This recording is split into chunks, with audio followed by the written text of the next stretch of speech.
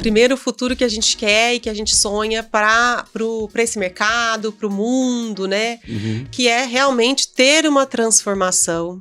A gente trabalha por transformação, a gente se posiciona na Tri como uma empresa que faz transformação cultural, usando todas essas metodologias, todos esses pilares que eu já comentei. Então, a gente busca um futuro diferente do futuro que a gente tem hoje enquanto sociedade. Esse é o nosso trabalho, esse é o nosso propósito, esse é o nosso objetivo. Eu vejo que ainda tem um caminho longo pela frente. Temos, né? Mas a gente até brinca que a gente vai... o nosso objetivo é que a gente tenha que se transformar enquanto negócio também, porque daqui a pouco não vai precisar disso mais. Né? Dessa base que a gente traz aí para as organizações, de que daqui a pouco isso a gente vai estar em outros aspectos projetos, mais avançados e que, então, a gente sonha com isso, né, de ver uma sociedade mais transformada.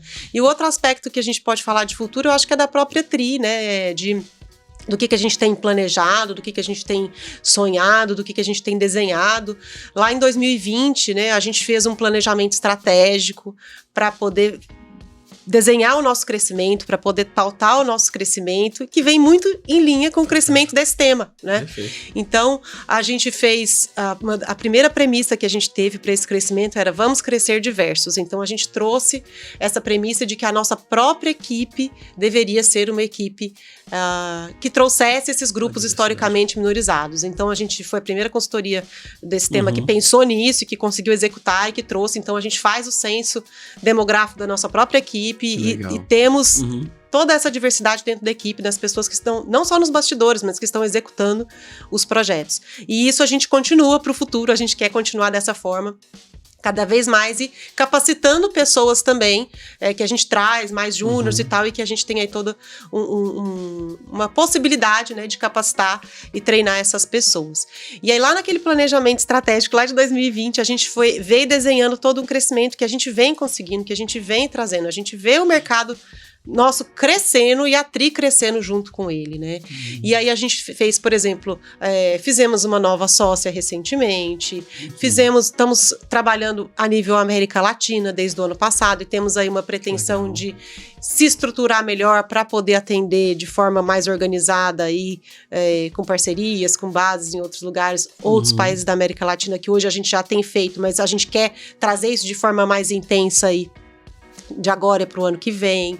A gente está abrindo novos canais de venda, né, de como chegar aí nas pessoas. A gente está atendendo, começando a desenhar mais processos aí para atender médias e pequenas empresas. Você estava comentando isso também. Então, eu acho que o futuro é muito próspero, né? A gente tem falado cada vez mais de diversidade e inclusão, mas encaixando com questões de ESG e trazendo a ESG para a pauta. Então, pensando em futuro da Tri, a gente vê um futuro muito bacana, de muito trabalho. A gente está trabalhando há muitos anos aí de forma bastante intensa, mas a gente está vendo esses resultados acontecerem, sabe? E por que a gente está vendo esses resultados acontecerem? Porque a gente está conseguindo transformar a sociedade. Então, juntos os nossos dois objetivos, a gente quer um futuro onde as pessoas estejam mais transformadas, mais conscientes, menos preconceituosas, entendendo que sim, todos nós temos os nossos vieses, que muitos são inconscientes, mas que a gente tem e que a gente precisa trabalhar isso. E, ao mesmo tempo, o nosso negócio vai crescendo porque a gente está conseguindo fazer essa transformação. Eu estava numa reunião da ONU Mulheres esses dias atrás aqui, e eles trouxeram de novo aquele dado de que, para a gente ter equidade de gênero, a gente ainda vai gastar mais de 130 anos. Se a gente continuar, eu não conhecia. 130 anos? Mais de 130. Se a gente continuar fazendo as coisas como a gente está fazendo hoje. Então, a gente precisa fazer algumas ações para acelerar, né? Então, por exemplo, muita gente falava, mas cota, ação afirmativa, o que é isso? A cota, né, nas universidades. O pessoal deve conhecer mais aí quando surgiu a cota na universidade, mas tem muita empresa também trabalhando agora com ações afirmativas nas contratações. Perfeito. Com metas para, inclusive, diretores, executivos, presidentes de empresas, de ter X% de mulheres, X% de pessoas de tal grupo. Então, a gente tem ferramentas para acelerar essa transformação toda, entendeu? Então, esse dado, por exemplo, de mais de 130 anos, né, para a gente ter equidade de gênero, se a gente não fizer nada diferente do que a gente está fazendo hoje, mas tem muita coisa diferente que a gente pode fazer. Já pode fazer, né? Eu concordo muito com essa questão da educação de base no Brasil, eu sou muito ligada a questões de educação. Eu estava numa reunião de conselho lá da Ensina Brasil, que é uma ONG super legal. Eles fazem formação, né? Eles têm os ensinas, que são pessoas recém-saídas da faculdade, que vão aí para várias escolas públicas dar aula mesmo, no Brasil inteiro, e depois assumem posições de liderança dentro de vários setores aí, de vários ramos de educação dentro do país. E aí a gente vê, assim, como realmente a gente precisa trabalhar a educação de base nesse país para transformar qualquer coisa. Eles, por exemplo, estão trazendo temas de ESG, diversidade, no dia a dia, né, dessas pessoas, desses ensinos que estão aí nas escolas. É um tema que é discutido. Então, sim, precisamos trabalhar a educação de base? Precisamos. Precisamos trabalhar o setor privado? Precisamos. Quando surgiu o Pacto Global lá da ONU, né, lá em 2015, começaram a perceber que precisava trazer o setor privado para o jogo, porque, gente, só os governos não vão dar conta, né?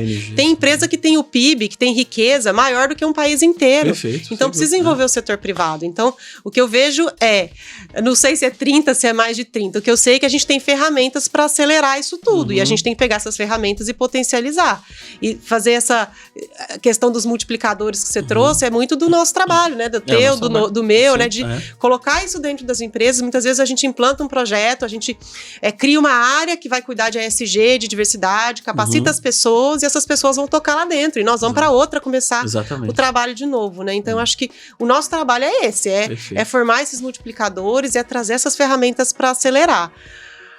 Mas a gente precisa correr um pouquinho mais, né? A gente precisa ter mais gente ainda fazendo isso. Então, quando a gente pensa em futuro, é pensar que a gente tem que dar as mãos mesmo, né? A gente estava falando disso, as empresas que trabalham com isso, as organizações, tem ONGs, tem várias consultorias. É todo mundo entender que, gente, tem muita transformação para ser feita. E como que a gente pode potencializar isso, né? No que eu sou bom, no que o outro é bom, onde que eu posso ajudar, onde que eu posso me unir.